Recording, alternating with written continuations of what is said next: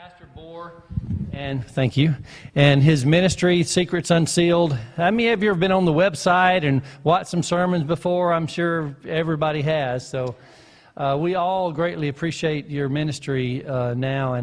And just to give you a little background, Pastor Bohr grew up in Colombia in Venezuela as a missionary kid, and for over 30 years, as I understood, and served in denominational work for the Seventh-day Adventist Church for 40 years as a pastor and a theology teacher, and he's written several books and worked for the conference as a Pathfinder director and a youth director. He is the husband of one and the father of two. And we are just, again, thrilled to have you here. He's, of course, the president and speaker of Secrets Unsealed, and you can watch him there, or you can watch him on 3ABN, or 3ABN Proclaim, or 3ABN, the Spanish one, or Hope Channel, or Amazing Facts, and all those places. But, this weekend, we are praying for, as we just prayed with him a few moments ago, for a mighty outpouring of God's Spirit here. We here, many of you are not from the Lexington Church. We are convinced that the coming of Jesus is very soon. And so we are trying to prepare our hearts to meet him alive. And we planned this. It's been over a year ago. His schedule is so packed. He travels the world speaking here and there. And so you have to plan in advance to get Elder Bohr here. And so we've been looking forward to this time, and we're really glad that you're here with us. And I guess I should just have prayer with you, and we'll turn it over to you at this time, if you'd like to join me.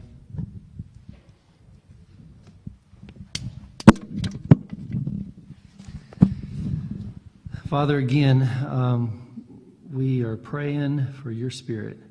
Amen. All that takes place this weekend is just words and wasted time without your power. And so if there are things in our lives that are hearing, may we now confess those things, and may you put those things away.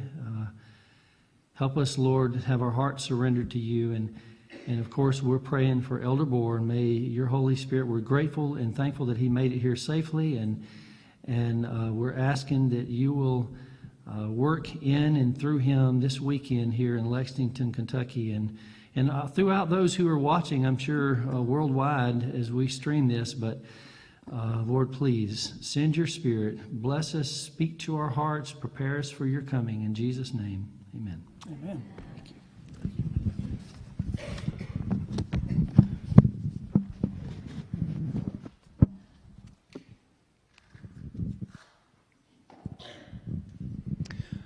Well, good evening.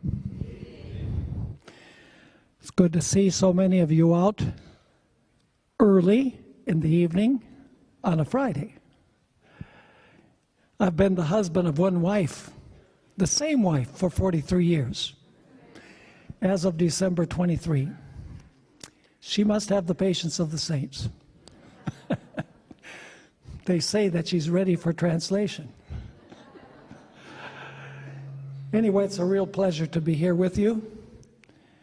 We've been planning this for more than a year, and now I have the privilege of being here. I do want to thank you for the cold welcome that you have given me. When I got off the plane today, you're in the tunnel that leads to the terminal. I said, wow, what a difference between this and California. It's hard to remember what it's like. I lived in New Jersey for many years, and I'm from Wisconsin. So you probably say, well, you should be used to the cold. But we've lived in California for the last 24 years. But anyway, I can feel the warmth in here. Now, we've had our prayer, and I want to share with you what we are going to study during the course of this evening and 3 sessions tomorrow. Plus, for those of you who speak the language of heaven, tomorrow night we'll have 2 sessions in Spanish. But really, we're going to speak English in heaven, because they say that Americans can't learn any other language. Anyway, we are going to study some very current events that are taking place in the world today. And most of what we're going to study is historical. We're not going to read a lot of verses from the Bible. You say, well, then it's not biblical preaching. Well, you know, you need to look at the Bible, and then you need to look at the fulfillment of what the Bible says. And there's one particular verse that is going to guide our study together. And that verse is Revelation chapter 13 and verse 3. I'm sure you're acquainted with that verse. It speaks about the beast, also called the little horn, also called the abomination of desolation, and the man of sin, and the king of the north, and so on. We're told in that text that this system received a deadly wound, but its deadly wound was going to be healed. And so in the course of this weekend, we are going to talk about events that show that that wound is quickly being healed as I speak. Now, I'm going to be quoting a lot from different sources. And I don't expect you to write down all the quotations, so let me tell you what I'm going to do. I brought some cards where you can put your contact information. And what I'll do is, if you give me your email address, I will send you the 80 pages of material that I'm going to present here this weekend, free. And you can read all of the quotations at your leisure, slowly, and you can double check, you can go to the internet, you can look up those quotations in the original sources.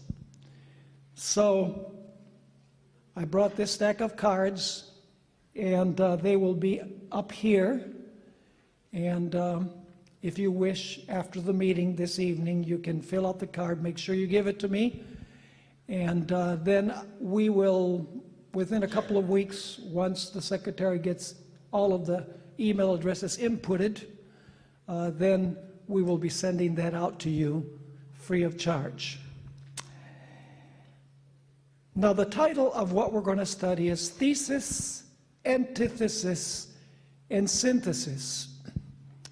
I see Dr. McDermott and his wife here.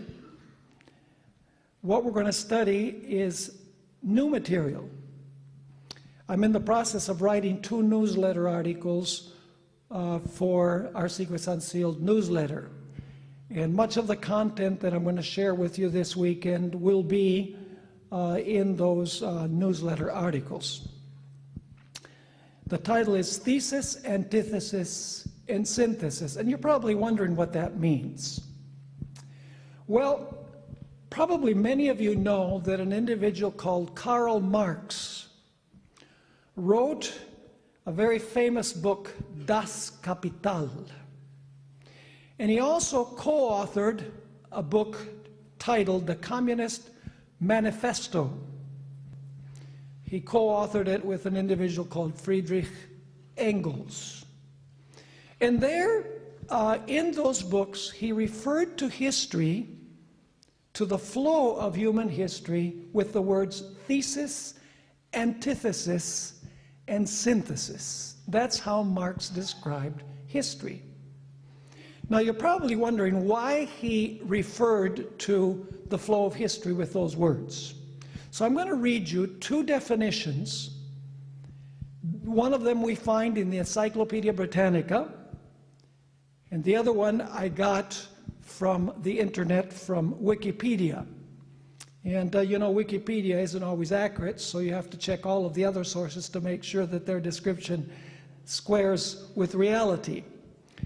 But the Encyclopedia Britannica describes thesis, antithesis, and synthesis in the following way. All things contain contradictory sides or aspects.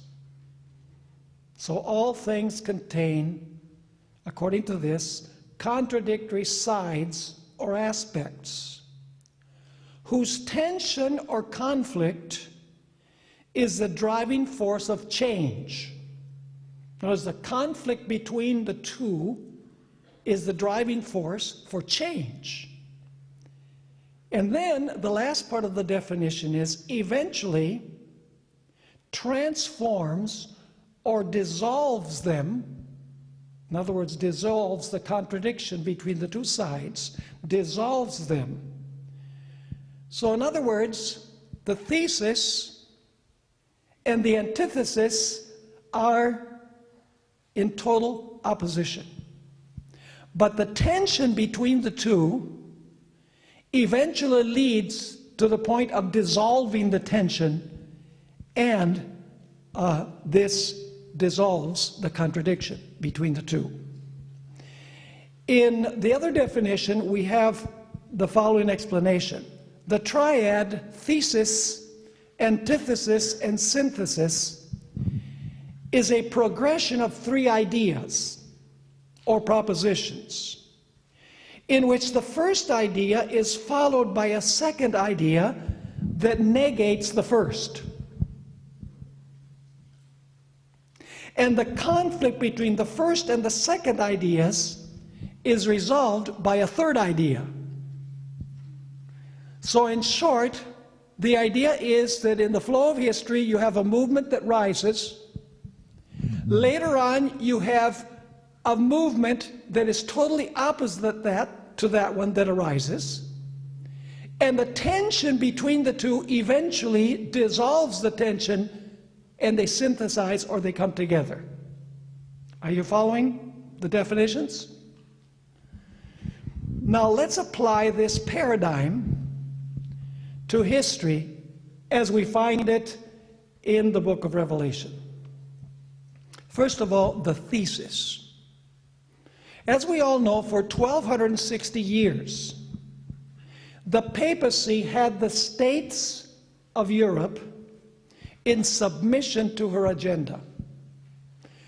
And historians have shown that the result of the papacy dominating the secular states was basically ignorance, illiteracy, poverty, disease, wars, and civil unrest. During this period, there was a privileged class. The privileged class was composed of the clergy and the aristocracy, primarily the king. During this period, the church forbade the reading of the Bible to the laity. And as a result, society was in constant upheaval. That is the thesis. Now, what is the antithesis to the papacy controlling the secular states of Europe for 1260 years? The antithesis is composed of two movements. The first movement is the Protestant Reformation that arose against papal authority. In other words, Protestantism was an antithetical reaction to the papacy. And then, of course, later on, from 1793 to 1798, the secular states, beginning with France, arose against the papacy. In other words, turned against the papacy.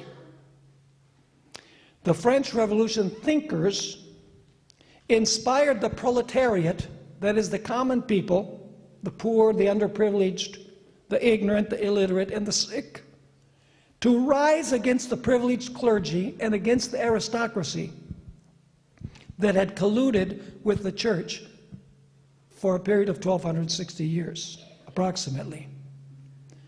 The French Revolution, according to historians, was the precursor of the secular governments of the world, separated from religion, and also of socialist Marxism. So that is the antithesis. Thesis, the papacy, controlling the states of Europe, the secular states, hiding the Bible.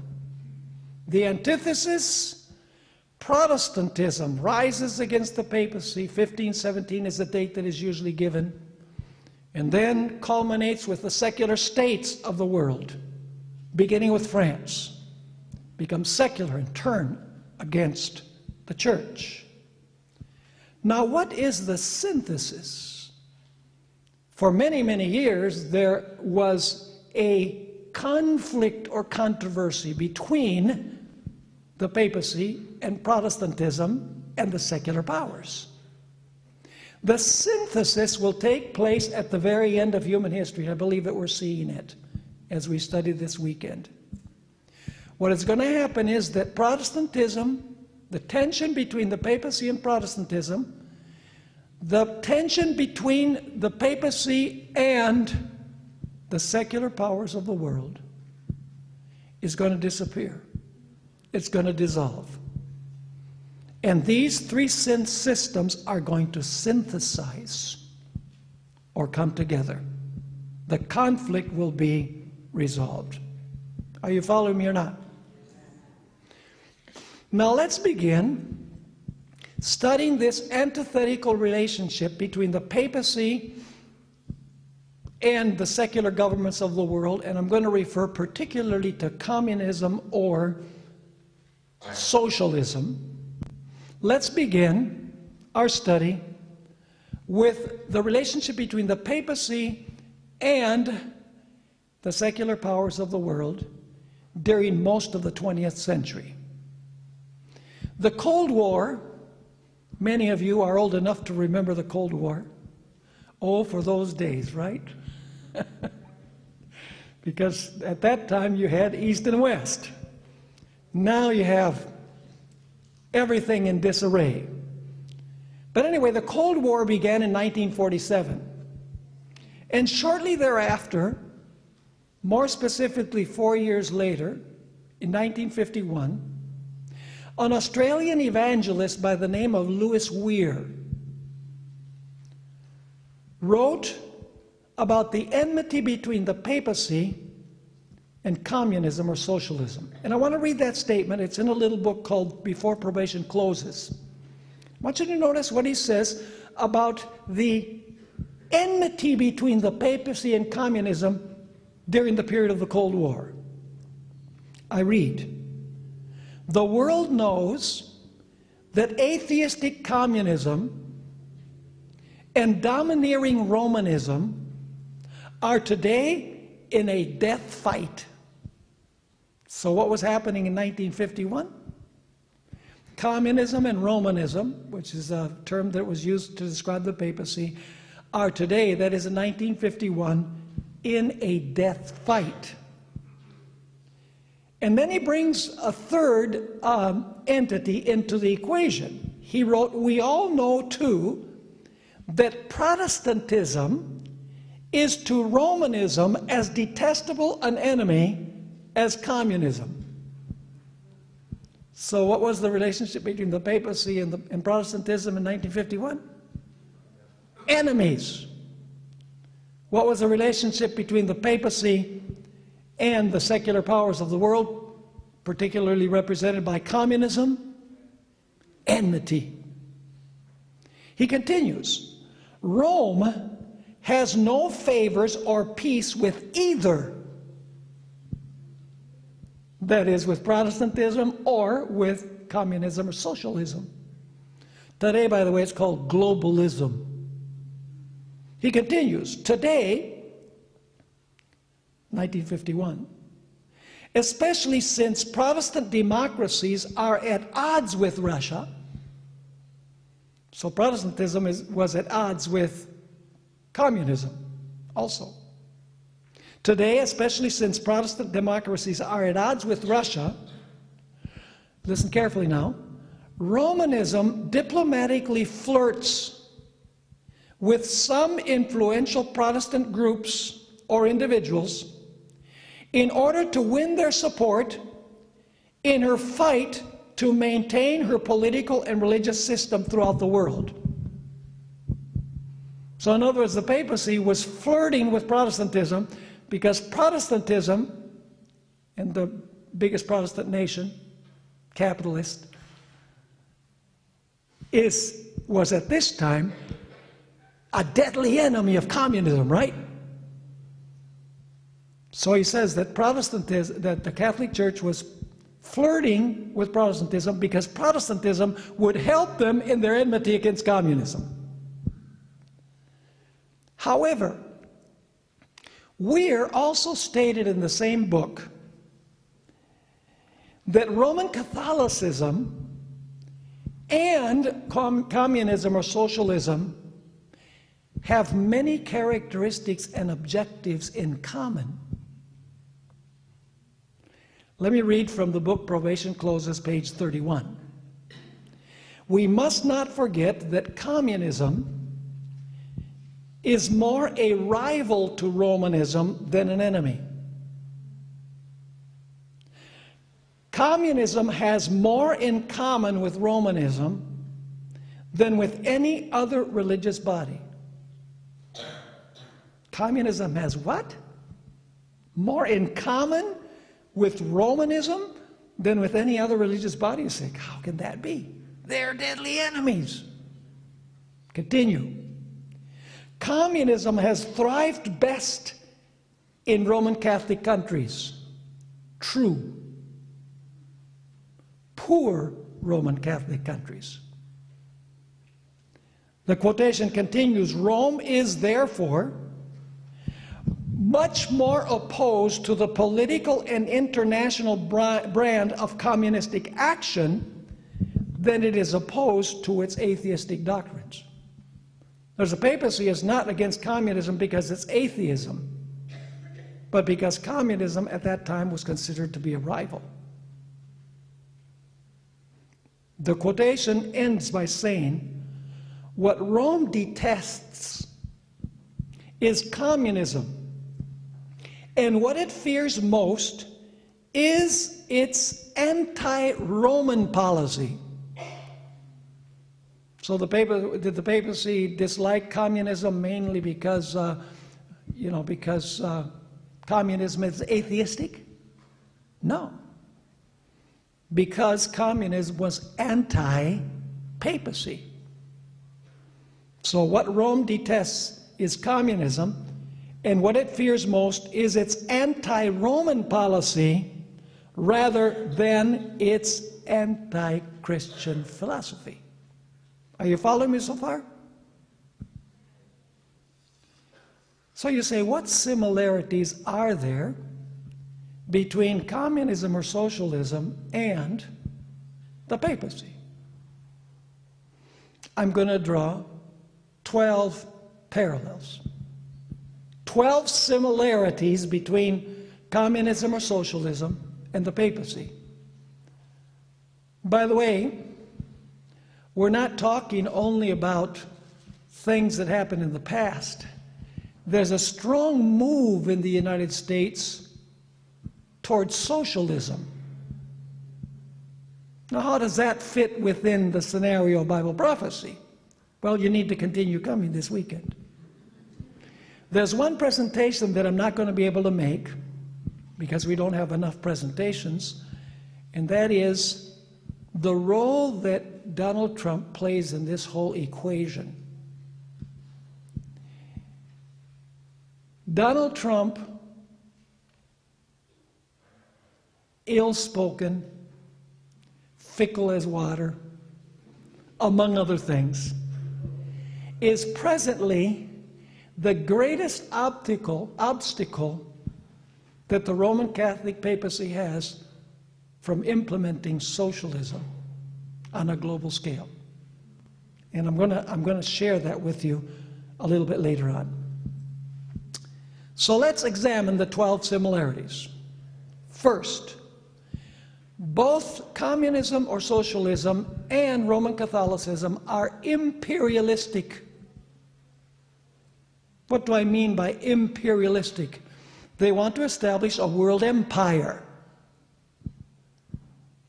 In 1990, a Roman Catholic Jesuit priest, whom I will be referring to quite frequently by the name of Malachi Martin. Have you ever heard that name? He published his best-selling book, which is a really interesting read.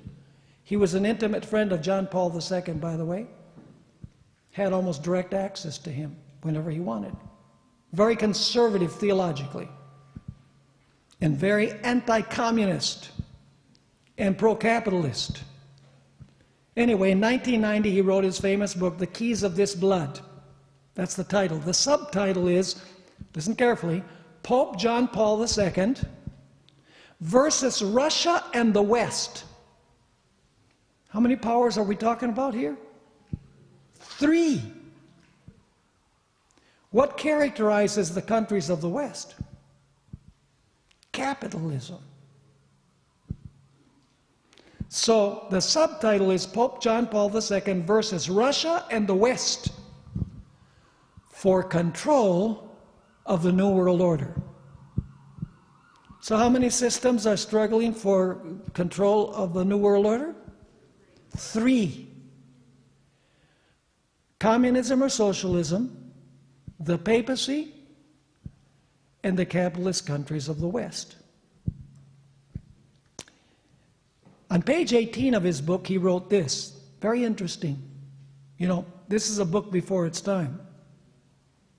Ellen White says that the papacy can see the future on the basis of its experience in the past. It's not a prophetic movement. They can prophesy what's going to happen, but they can use the law of cause and effect to kind of suggest what is going to happen in the future. Notice what Martin wrote on page 18 of his book.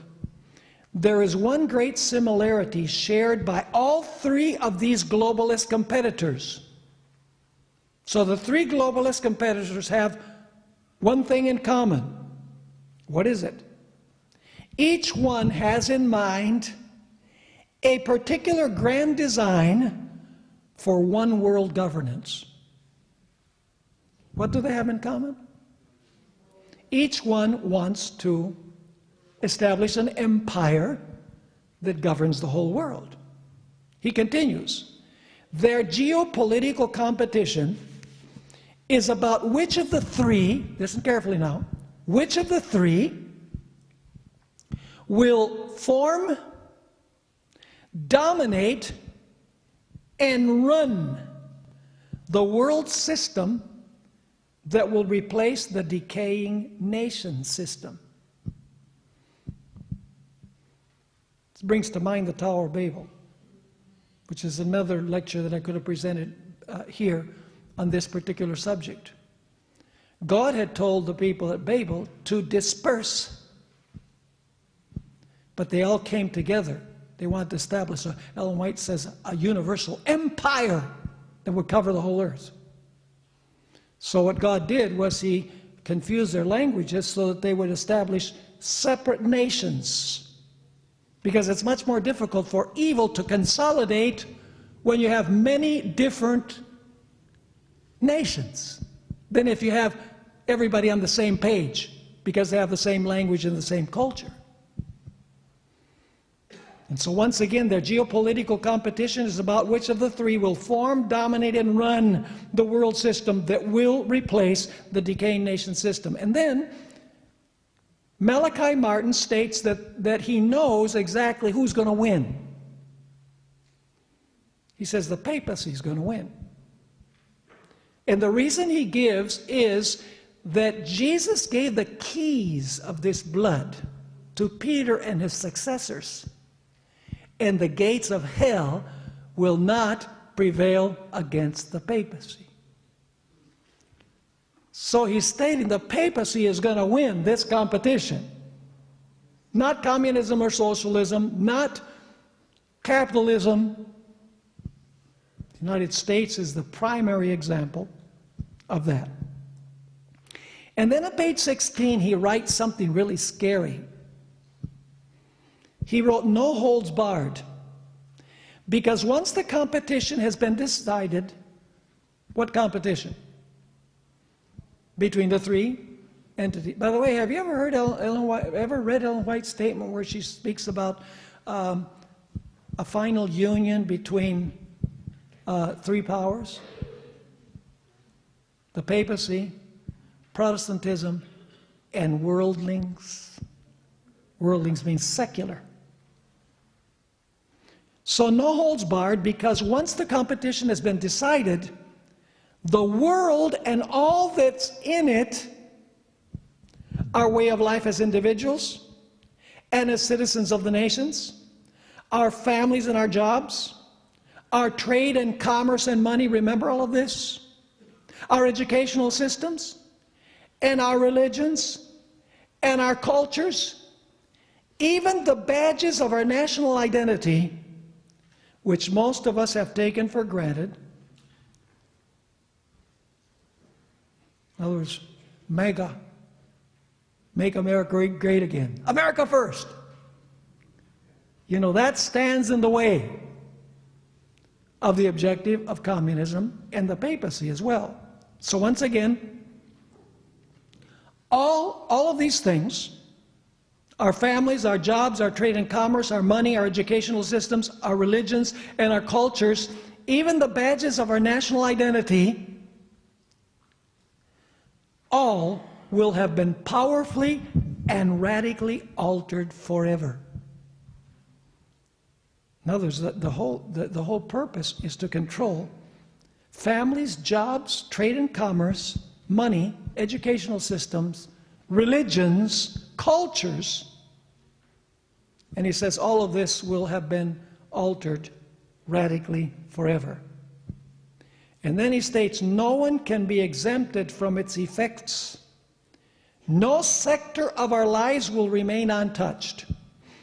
Nobody who is acquainted with the plans of these three rivals has any doubt but that only one of them can win. Interesting statement written back in the late 1980s, over 30 years ago, 32, 33 years ago. So the first similarity between the papacy and the communist or socialist or secular world is their imperialism. The second similarity is that they are both totalitarian. Communism and or socialism and the papacy are totalitarian. You say, what does that mean? It means that they want to exercise what? Total control. Therefore, they cannot allow dissent. They might sound now like they're protecting religious liberty and they're in favor of freedom and so on. Don't be fooled, because both of these systems are totalitarian. Communism or socialism vows for absolute control of the world system, of religion, politics, education, economics, the arts, and individual consciences. The harlot of Revelation 17 wants to do the same thing. Because if you read Revelation chapter 17, you'll find that the papal harlot sits on many waters, that is, on the multitudes. She also controls the economy of the world, according to Revelation 18. She also fornicates with the kings of the earth, and she has daughters whom she controls. And who are the daughters? The Protestant denominations. So both of them vie for total control. It's called totalitarianism. The third similarity is that for these two systems, individualism, free enterprise, freedom of speech, and freedom of religion cannot exist once they have full power.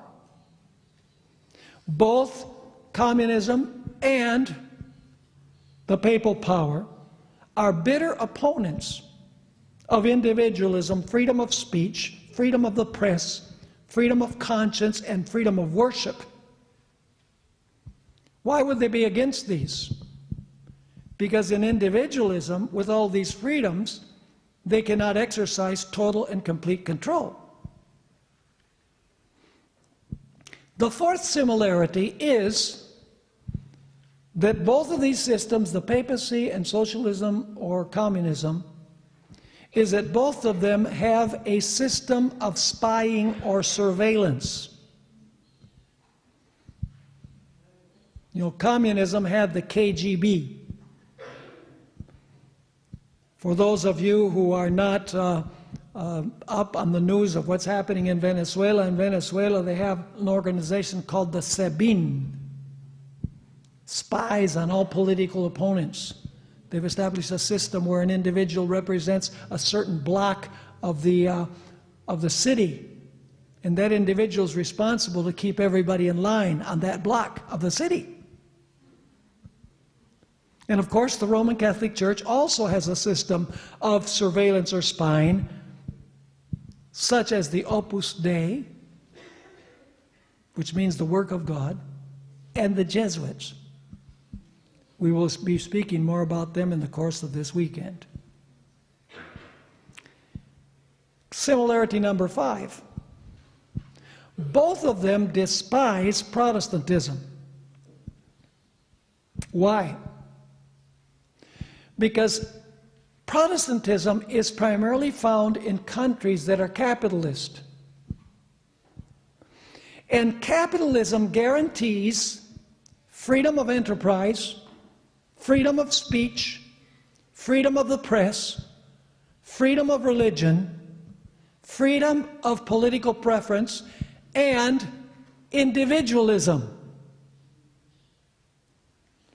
The guarantee of these freedoms goes against the grain of totalitarianism. So Protestantism is despised by both the papacy and socialism. Similarity number 6. Both communism or socialism feign an interest for the poor and for human rights. However, both have a deplorable record of accomplishment in both of these areas. Communism and Catholicism thrive in areas of extreme poverty, where there is a small middle class. Therefore, both systems tell rich nations to redistribute their wealth to the poor ones. In Europe, during the 1260 years, there was ignorance, war, disease, social unrest, and persecution. The church enriched itself at the expense of the poor, building huge monuments like, for example, St. Peter's Basilica and the famous basilica or cathedral that had this fire last year, Notre Dame. Most of the money that was used to build those great monuments was at the expense of the poor. In Latin America, how many of you are from Latin America? Raise your hand. We have several here. In Latin America, the papacy has had 500 years to improve the lives of the people and has failed miserably. As you know, thousands have come towards the U.S. in caravans, seeking a better life. So both of these systems, communism or socialism and the papacy, feign an interest for the poor. And yet the governing class have a much higher standard of living than the common people. Both systems are also riddled with corruption. By way of example, my wife is from Colombia, but her family lived for many years in Venezuela. In fact, she still has 2 sisters and a brother that live there. So I'm speaking from personal experience. In Venezuela, the elite socialists or communists, they like to call themselves socialists, but they're really communists. They've pillaged the country. And they've left the country totally bankrupt, stealing not millions but billions of dollars, living in luxury while people are eating from the garbage and barely have 1 meal a day and have no freedoms. You know, communism tried to penetrate Nicaragua in the 80s, 70s, late 70s and early 80s. Let me read you a description that Malachi Martin gave of the lifestyle of the socialists in Nicaragua back in that time. They feigned love for the poor, yeah. By the way, does the present Pope talk a lot about the poor? Oh, yeah. In the book The Jesuits, page 139, 140, and I'll be referring to this book quite a bit this weekend, he describes the lifestyle of the leaders of the socialists in Central America in the 80s. They live in homes expropriated from the ousted middle class. Do you know what expropriate means? In Venezuela, Chavez, he would see this nice piece of land, he would say, expropriate it. He would steal it from the owner. And it now became part of the government. So they live in homes expropriated from the ousted middle class. In comfortable Managua suburbs, such as Las Colinas, Managua is the capital city of Nicaragua, they shop at specially designated hard currency and dollar stores where there is no preferential treatment for the poor. They dine at luxury restaurants restricted to party officials and lunch in their government offices on the daily loads delivered by official vans of ham, lobster, and other delicacies unobtainable elsewhere in Sandinista Nicaragua.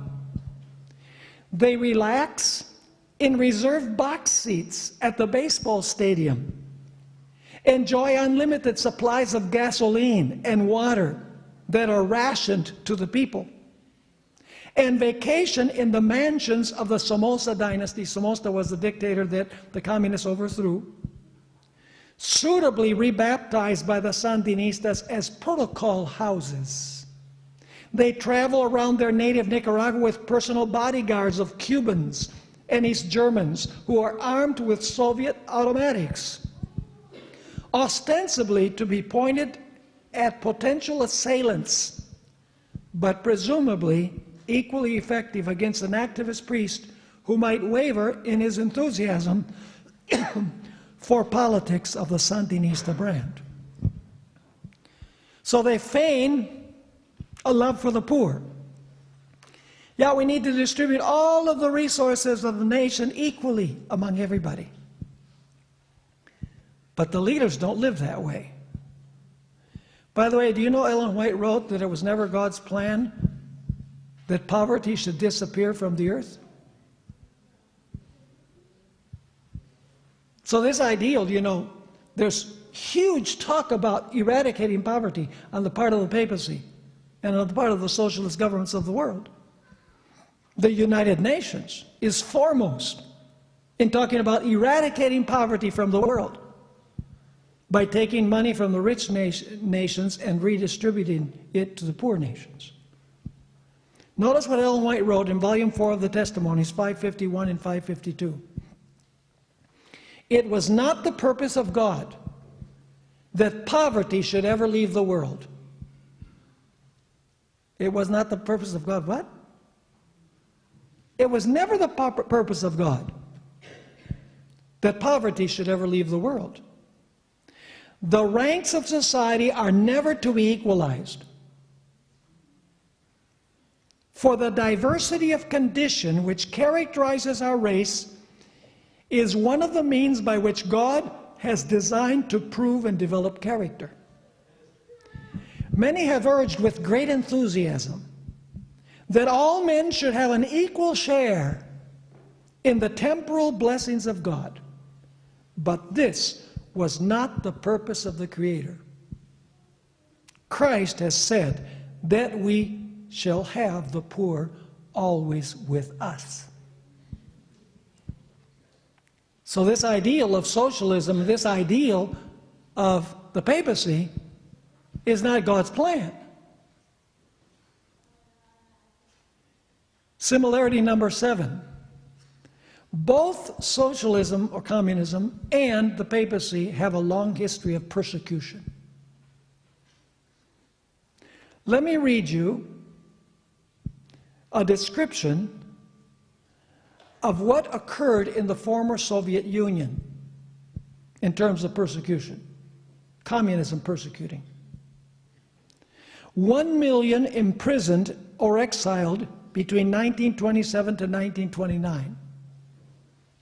9 to 11 million peasants forced off their lands. And another 2 to 3 million peasants arrested or exiled in the mass collectivization program. 6 to 7 million killed by an artificial famine in 1932 through 1934. 1 million exiled from Moscow and Leningrad in 1935. 1 million executed during the Great Terror of 1937 and 1938.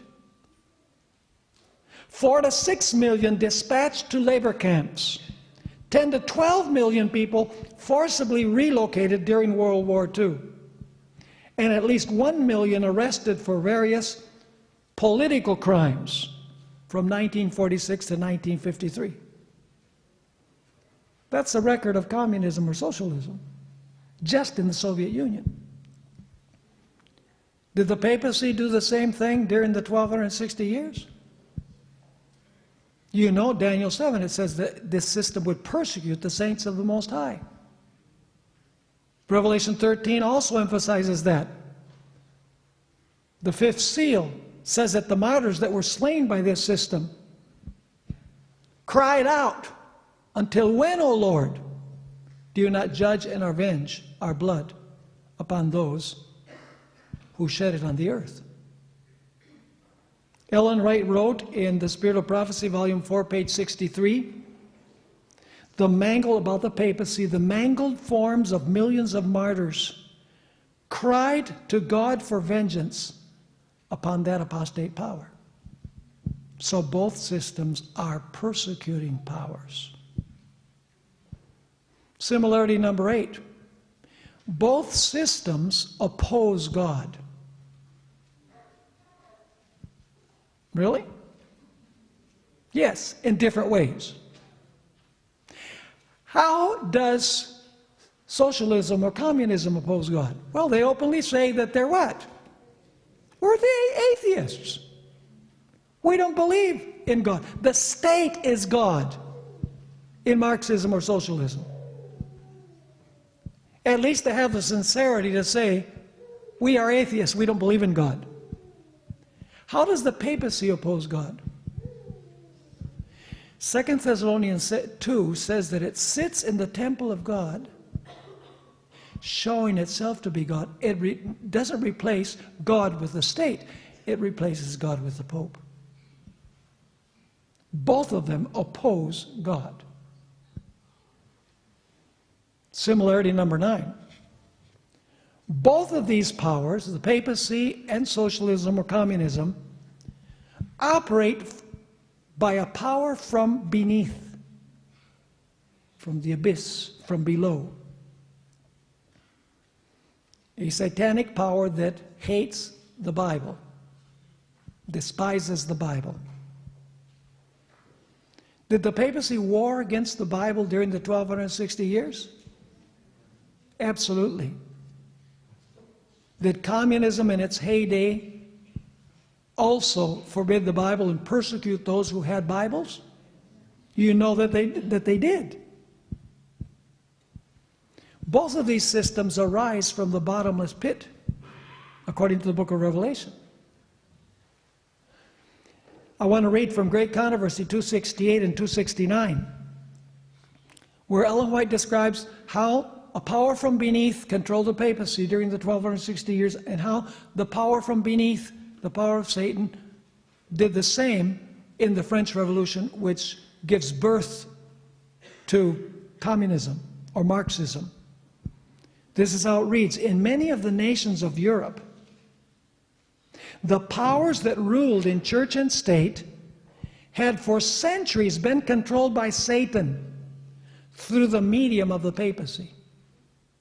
So what happened during the 1260 years? Satan controlled the nations through the medium of the papacy. And then she speaks about Revelation 11, which speaks about when, in the French Revolution, did the French Revolution war against the Bible? Yeah, Revelation 11 says that it killed the two witnesses. Who are the two witnesses?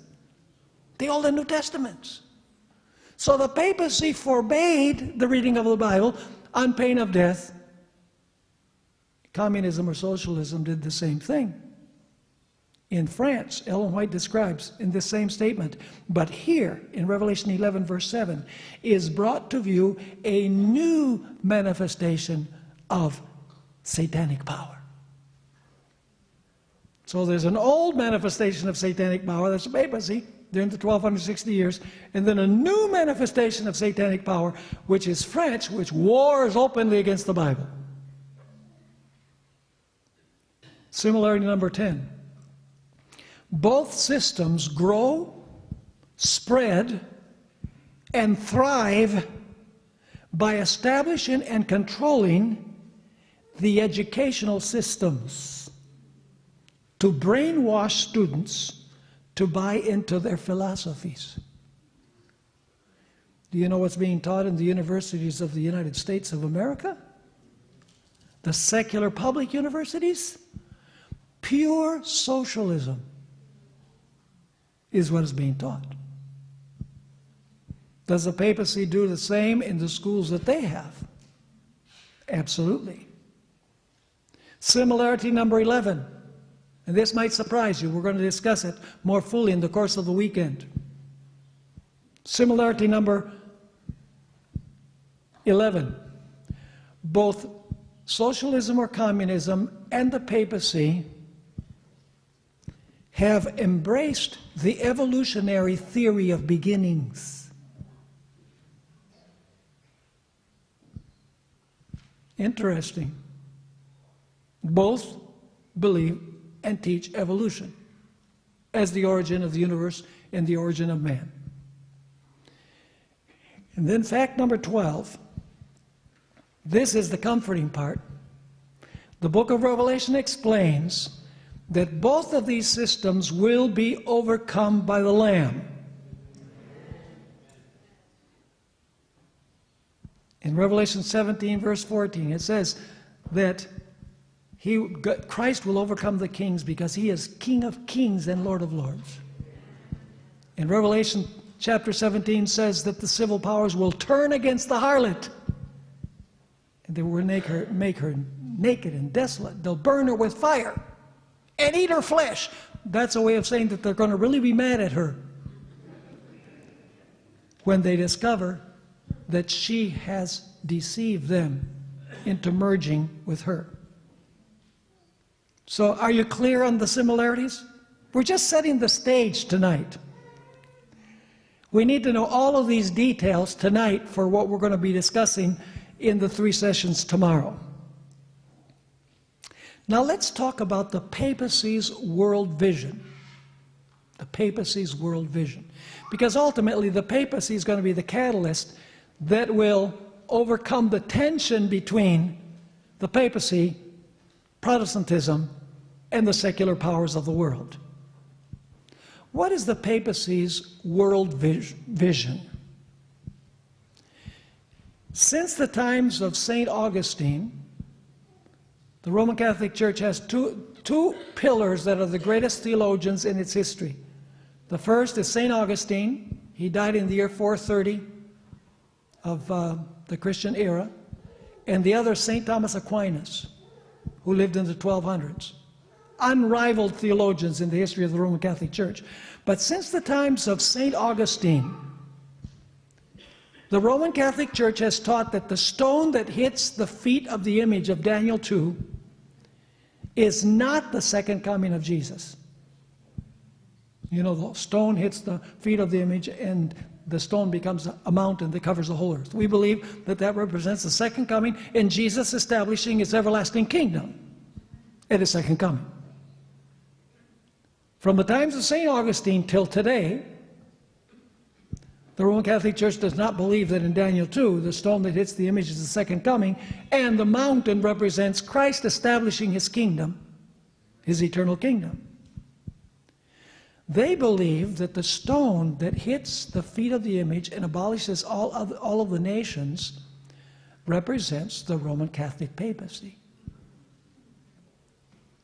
And the view is that the papacy will take over the reins of the secular powers of the world and will establish a universal kingdom of peace on earth. Let me read you what Pope Benedict XVI had to say. By the way, how many times have you read or heard Pope Francis refer to the second coming of Jesus as the great hope for planet Earth? Never. Because that is not the Roman Catholic view. Neither is it the view of the United Nations or the socialist communist countries of the world. Their idea is that eventually, through human genius, through international treaties, etc., through a union of these three powers, there's going to be a universal kingdom of peace on earth. That to them is heaven. Notice what Pope Benedict wrote. Man's earthly activity, when inspired and sustained by charity, contributes to the building of the universal city of God, which is the goal of the history of the human family. Now, do you know what the name of the book is that St. Augustine wrote, stating that the stone that hits the image represents the papacy taking all the reins of power in the world? Do you know what St. Augustine called his book? The City of God. So, Pope Benedict is referring to that concept because he says, man's earthly activity, when inspired and sustained by charity, contributes to the building of the universal city of God, which is the goal of the history of the human family. That's what St. Augustine taught. The goal of the history of the human family is the city of God, which is the papacy taking over the powers of the world. He continues, in an increasingly globalized society, the common good and the effort to obtain it cannot fail to assume the dimensions of the whole human family. That is to say, the community of peoples and nations in such a way as to shape the earthly city in unity and peace, rendering it to some degree an anticipation and prefiguration of the undivided city of God. So his view is the view of St. Augustine. Not the second coming of Christ. No, not a millennium where you're going to have the earth without form and void and in darkness. No, no, no, no. The evolutionary theory says that the world is going to get better and better under the leadership of the papacy. There's a Reformed scholar by the name of John Robbins, not a Catholic, but he discerned very clearly what the papacy has in mind. In 1999, he wrote a book called ecclesiastical megalomania. He warns about the aspirations of the papacy. This is what he wrote. He's not an Adventist. He's of the Calvinistic tradition. What the Roman Catholic Church state accomplished on a small scale during the Middle Ages is what it desires to achieve on a global scale in the coming millennium. What does the papacy want to do? What it did on a small scale in Europe during the 1260 years, it wants to do on a global scale. Remember, this book is being written in 1999. On a global scale in the coming millennium. You know, it's a sobering fact that when Jesus was on the Mount of Temptation, Satan offered Jesus all of the kingdoms of the world, and he refused them. But in the days of Constantine, Satan offered the papacy those same kingdoms, and the papacy accepted. That's the reason why Ellen White refers to the papacy, or the succession of popes, as they consider themselves vicegerents of God.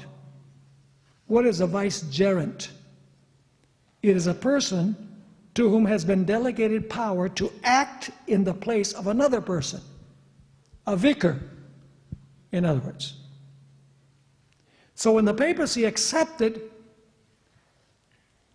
the political power and mingled it with the church, it accepted what Jesus rejected. It became the emissary of Satan. Jesus, what would have happened if Jesus had accepted? Jesus would have become what? The vicegerent of Satan. But he rejected them. So that's the papacy's world vision for the future. What is the biblical view of the end time? The biblical view is radically different. The Bible tells us that in the end time, the earth will grow old. I'm only going to give you the verses. Isaiah 24, 4 and 5. There will be earthquakes, famines, pestilence, social unrest, and wars. Matthew 24. That will lead to a tribulation such as never has been seen in the history of the world. The abomination of desolation will be set up, which is the Sunday law.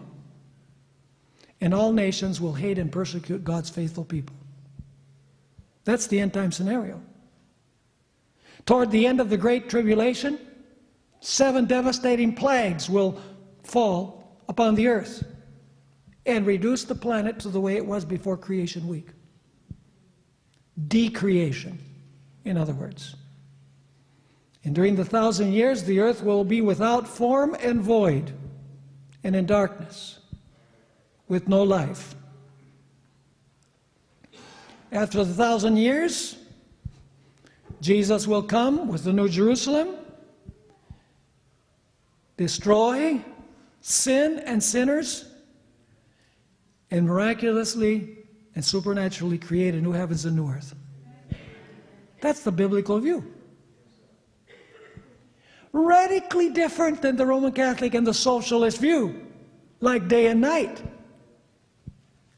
The papacy sees a brilliant future for planet Earth.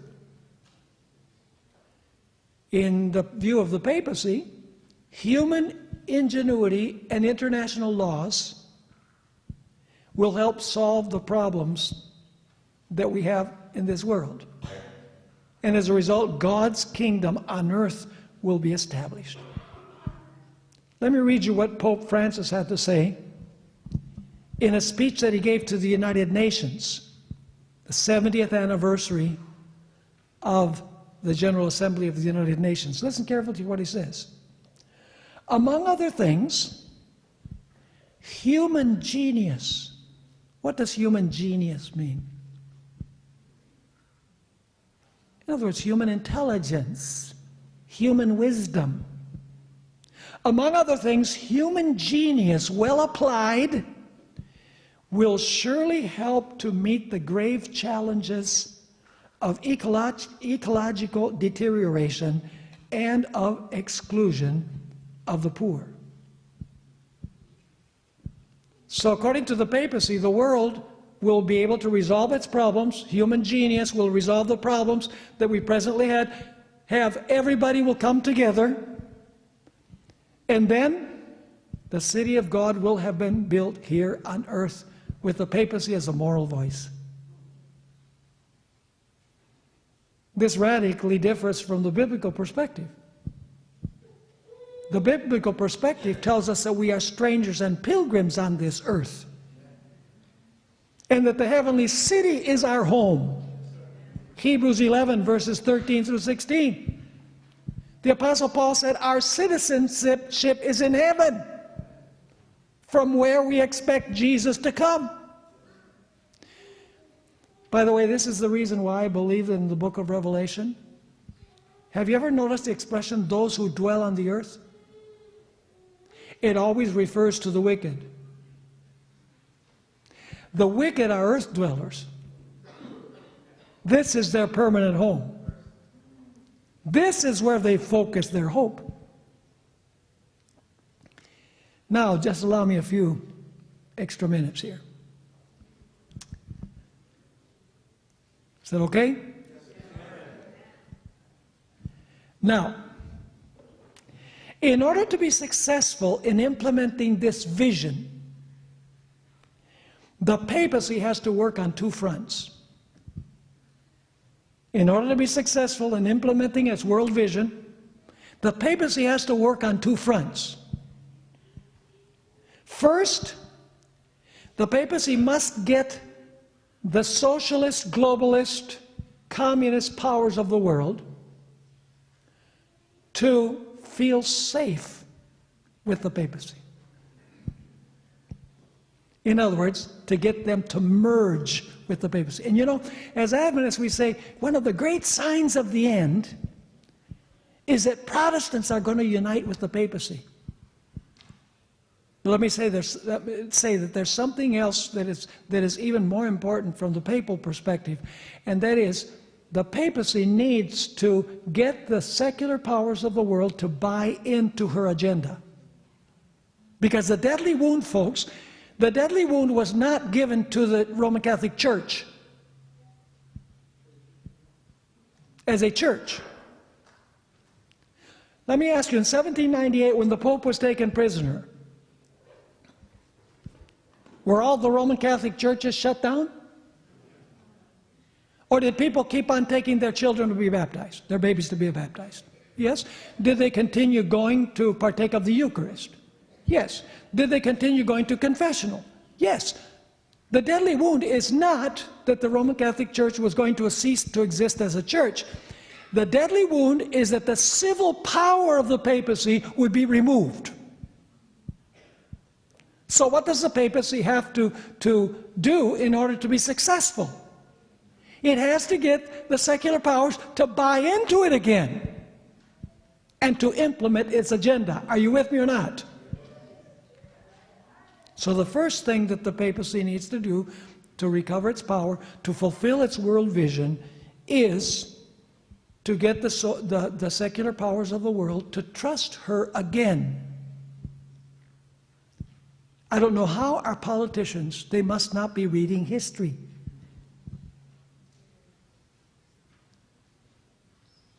Is the papacy in its essence the same as it always has been? Does she look like she's always been?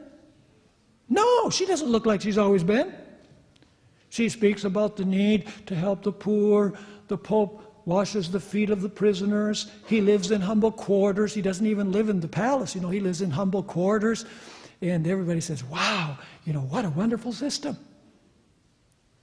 The best description that Ellen White gave of the papacy, actually, it's the best description I've ever read anywhere. She says that beneath the variable appearance of the chameleon. You know what a chameleon is? It's a lizard that changes colors depending on the environment where it is. It's camouflage.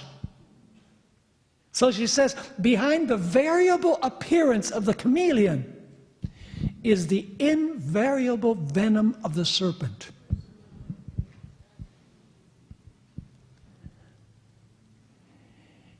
The papacy is the same papacy with makeup and jewelry on to deceive the kings of the earth, just like the harlot deceived Samson. Notice what the Jesuit Malachi Martin wrote in his book, The Jesuits. I'm going to refer a lot to this book tomorrow. In fact, I would recommend that you read it. Not because we accept everything that he's saying, but 32 years ago, he was already predicting what's happening today. Not because he's a prophet, but because the Roman Catholic Church has been around for almost 1700 years. So they have all the experience to know if this happens, we know that this is going to happen. He wrote, speaking about the socialists and the papacy, the aim of both, the Jesuits, particularly the Jesuits in the papacy, and the socialist or the globalist, he says the aim of both is to establish a socio-political system affecting the economies of nations. So what do they want to do, both socialism and the Jesuits and the papacy? They want to establish a socio-political system affecting the economies of nations. How? By a thoroughgoing redistribution of Earth's resources and goods. Redistribute the goods. And in the process, to alter, listen carefully, to alter the present governmental systems in vogue among nations. Notice what Pope Francis spoke to the Pontifical Academy of the Sciences about his new agenda. In both the encyclical Laudato Si, you know what Laudato Si is, right? It's the Pope's encyclical on the environment, caring for our common home. Every Adventist should read that. There's a lot of good stuff in it. See, I believe there is climate change. And that as Adventists, we should be the foremost in caring for nature. Because we believe God was the creator. We need to take care of what God created.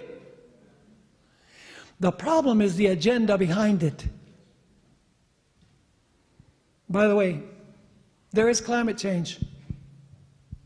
But the main reason is not fossil fuels. What was the greatest climate change in the history of the world? The flood. And the reason is they were using too many fossil fuels before the flood, right?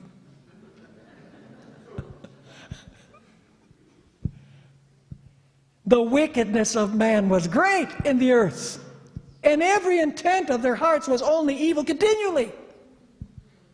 That's the reason why these disasters are increasing. Can you think of another occasion where there was drastic climate change? How about the days of Elijah? Man, Elijah was using too much air conditioning. No! It was the wickedness that led to 3.5 years of drought. So the Pope said to this Pontifical Academy of the Sciences, in both the encyclical Laudato Si and in the address to the members of the diplomatic corps this year, now listen to his agenda. I drew attention to the global challenges facing humanity. Now, what are the global challenges facing humanity according to the Pope? Such as integral development, peace, care for our common home, climate change, poverty, war, migration, human trafficking, organ trafficking, the protection of the common good, and new forms of slavery. Interesting talking points. By the way, any mention here of LGBTQ? Any mention of abortion? Any mention of euthanasia? Any mention of gay marriage? Those were the topics that John Paul II and Pope Benedict addressed almost exclusively. Talking points are totally changed now. Why? We'll study that more tomorrow. Now, give me 10 minutes more, and we'll finish. What talking points does the papacy have in common with the United Nations and the socialist globalist powers of the world? Is the papacy speaking the same language as the United Nations? Yes. First, the need for the world to come together to address what is perceived to be an urgent problem: climate change. Is the papacy foremost in discussing the issue of climate change? Absolutely. The encyclical is the gold standard, not only for the church, but also for the state. Second, the United Nations, as well as the papacy, are talking about the need for open borders of all Western countries with no restrictions or walls. The papacy is behind that. And the socialist powers of the world are behind that. What is the objective of this? The objective is for these nations to lose their national identities to facilitate the globalist and internationalist agenda.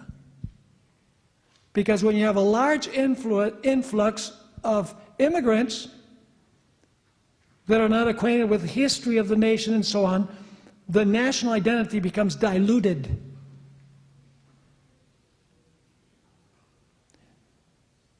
Notably, now listen carefully, you never hear the Pope clamoring for China, India, or Russia to open their borders.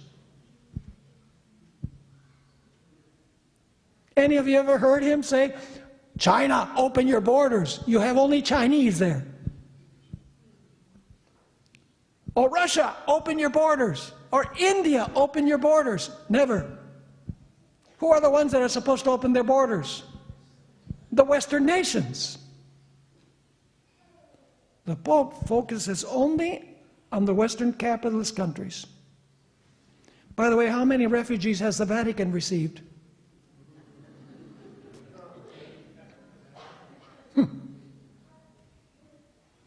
Let me read you from an interesting article that appeared on the Christian Broadcasting Network, CBN. That's Pat Robertson's television program. On their website, they had this interesting article on how the Pope stated that nationalism prevents globalism. That's why Trump is a huge bump in the road right now. And I believe God has given us time. By the way, I'm not saying that we should vote or not vote for Trump. I'm simply making a statement of fact. Trump and the Pope are opposites in every detail. Every single detail. I'll be sharing that with you tomorrow.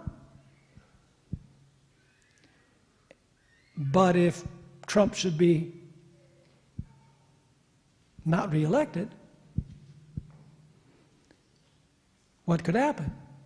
You have a lot of socialist, most of the Democrat candidates trend towards what? Socialism. This is what appeared. First a comment, and then they quote the Pope's own words. This is the comment. Pope Francis is pushing for steps toward a global authority. that supersedes the rights of individual countries. Did you understand what that says? Pope Francis is pushing for steps toward a global authority that supersedes the rights of individual countries. In other words, individual countries will lose their rights. All with the goal of pursuing the common good on issues like climate change and immigration. And then it quotes the Pope's own words. Here they are. The nation state cannot be considered as an absolute. The nation state cannot be considered as an absolute, as an island in relation to its surroundings. In other words, no nation is an island. In the current situation of globalization, says the Pope, not only of economy, but also of technological and cultural exchanges, the nation-state, that is individual nations, is no longer able to procure by itself the common good for its population. The common good has become global, and nations must associate for their own benefit.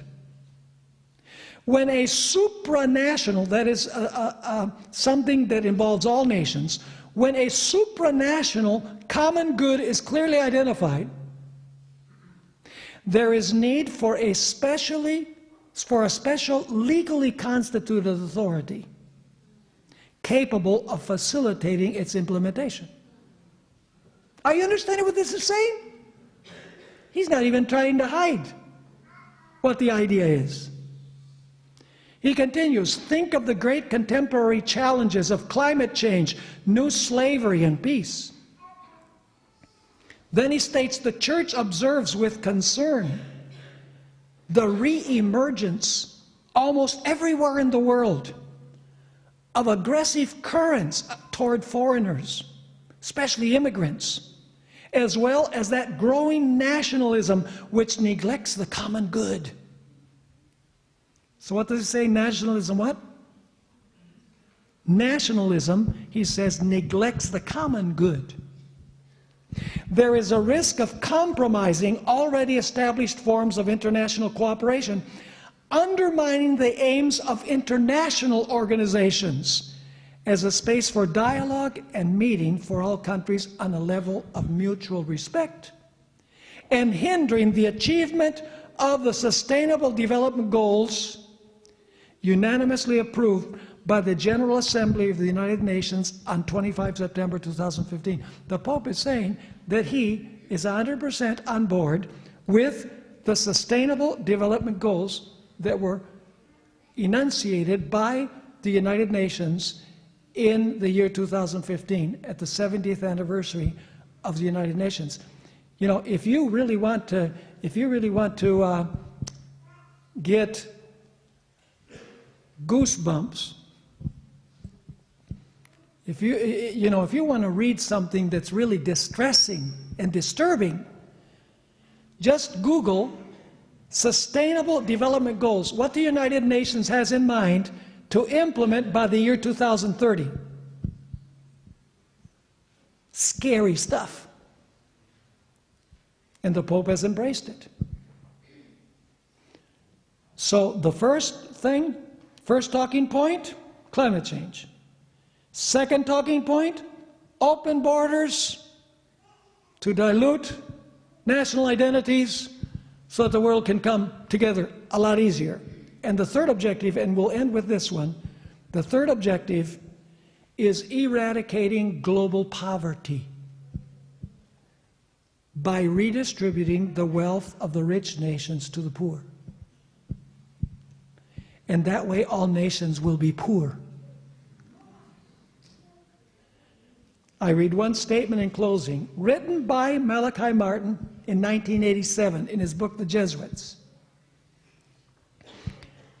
Speaking about the Jesuits and the socialists or the communists, he says the aim of both is to establish a socio-political system affecting the economies of nations by a thoroughgoing redistribution of Earth's resources and goods, and in the process to alter the present governmental systems in vogue among nations.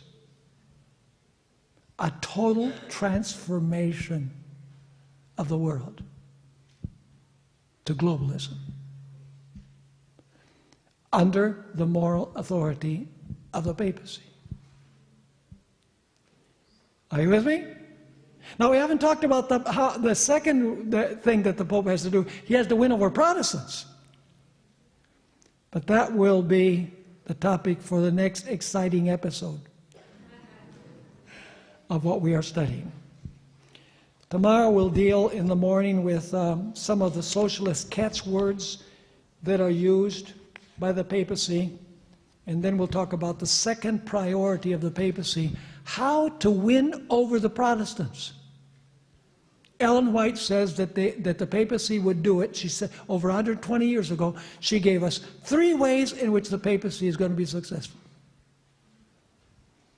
1, false charity. False charity. So if there's false charity, there must be true charity. What is false charity? Well, let's just be nice and forget what divides us. Uniting on common points of doctrine. That's another. There's 3 things that Ellen White specifically mentions, which we can see happening in the world today.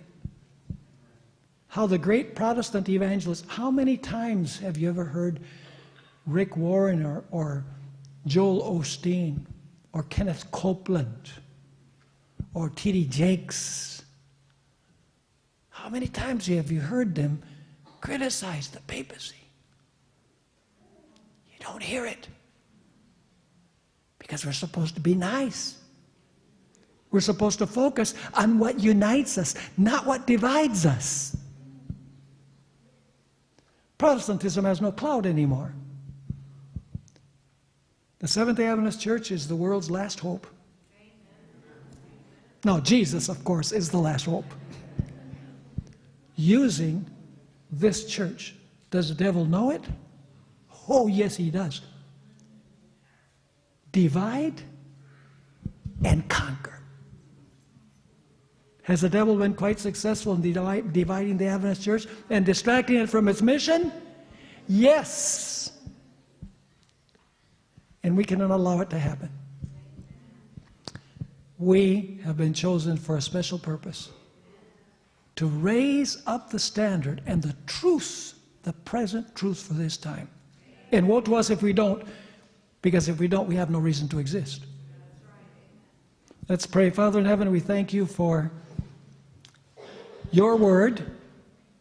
We're thankful also that we can read all of these publications and see how all things are moving toward what you have said in your word. We live in amazing times. Lord, I ask that you will help us to be revived. Fill us with your Spirit. Give us holy boldness to speak the truth in love, because the world is so confused. People's hearts are failing them for fear as they see what is happening. They don't know where things are leading. We do. And people can go to bed at night and they can have peace. So use us, Lord, to share this wonderful message. We ask that you'll be with us as we return to our homes.